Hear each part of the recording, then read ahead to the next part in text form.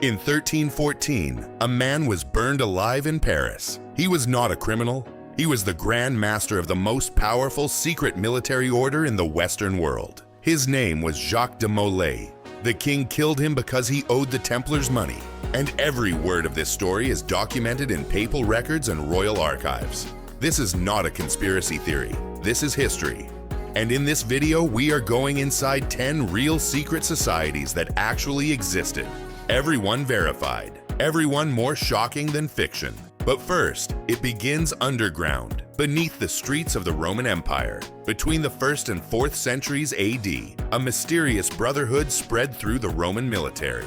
It was called the Cult of Mithras. No public temples, no open recruitment, no written scriptures. It operated entirely underground in hidden chambers beneath Roman streets. To join, initiates passed through 7 levels of ritualized initiation: animal sacrifices, sworn oaths, absolute loyalty. Those who completed earned the title syndexioi, meaning sealed by a handshake. Archaeologists have excavated over 400 underground temples across the former Roman Empire. Yet no written explanation of their beliefs was ever found. The blueprint for secret societies was written 2,000 years ago. But the next society would be different. A military order so powerful that a king and a pope had to destroy it together. In 1119 AD, a French knight named Hugues de Payens founded a small group of warrior monks in Jerusalem. Their mission was simple: protect Christian pilgrims traveling to the Holy Land. They called themselves the Knights Templar. Within 2 centuries, they became the wealthiest secret military order in the Western world. They created one of the earliest banking systems in history. They answered directly to the Pope and no government on earth. But in 1307, French King Philip IV ordered their arrest. On March 18, 1314, the last Grand Master Jacques de Molay was burned alive in Paris. Their crime was not weakness, it was being too powerful. But the next secret society had no swords or armies. It had something far more dangerous. Between 1614 and 1616, 3 anonymous manifestos appeared across Protestant Germany. They claimed to represent a secret brotherhood of philosopher alchemists, founded by a mysterious figure named Christian Rosenkreutz. The effect was explosive. Intellectuals across Europe begged to join this invisible brotherhood. But here's the twist. Historians have never identified the original members. The documents were real. The influence was undeniable. But the brotherhood itself may have been a philosophical experiment. They proved something powerful. A secret society does not need to be real to change the world. And the next society would change civilization itself. The Freemasons didn't begin as philosophers. They began as stonemasons in 14th century Britain. They developed secret handshakes and passwords to prove their skills. But across the 17th century, something changed. Wealthy intellectuals joined their lodges as honorary members. On June 24th, 1717, the first Grand Lodge was established in London. Within a century, their members included George Washington, Benjamin Franklin, and Voltaire.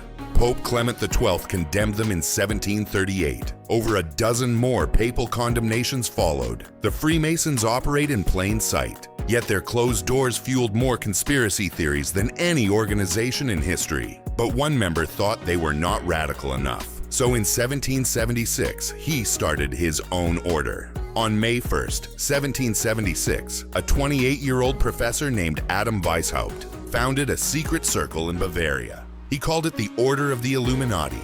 Members used code names and communicated through ciphered letters. At its peak, the order had between 650 and 2,500 documented members. But in 1785, the Bavarian government raided their homes. They seized documents and published membership lists. By 1787, the Illuminati was officially dissolved. It lasted only 11 years. The real Illuminati was not powerful. It became famous because it failed so publicly. But another secret society would pick up that dream, and they would actually create a nation. Between 1800 and 1831, a secret revolutionary network called the Carbonari spread across Italy. The name came from charcoal burners whose isolated lifestyle gave cover for secret meetings. They were organized like Freemasons with lodges, oaths, and tiered initiation.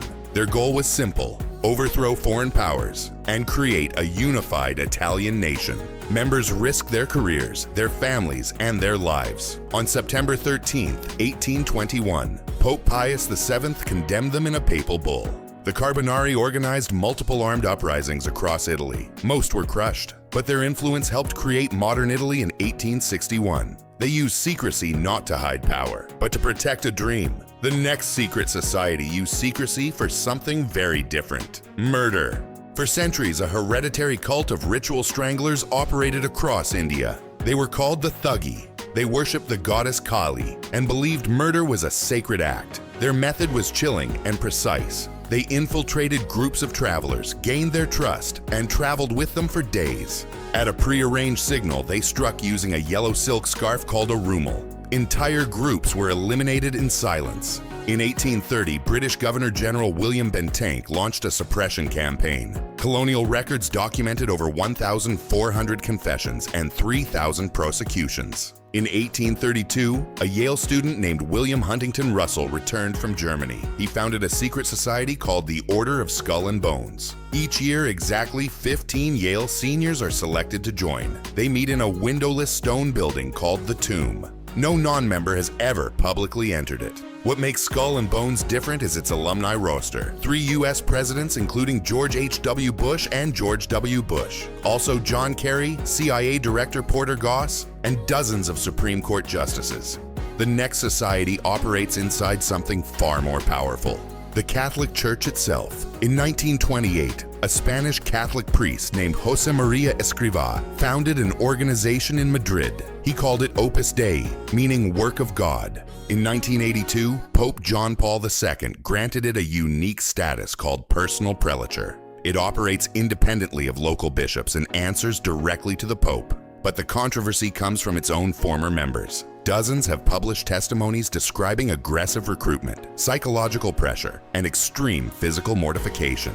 Parliaments in Spain, France, and Belgium have investigated it.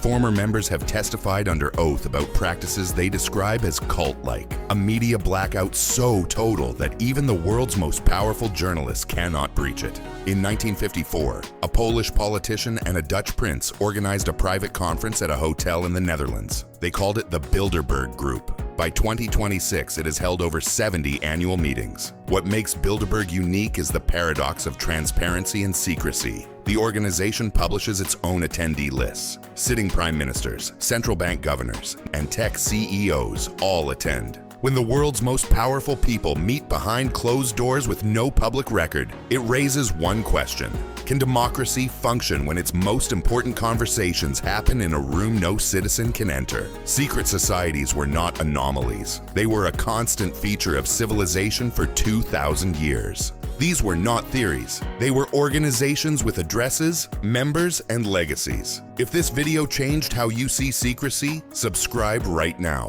Which secret society shocked you most? Drop your answer in the comments.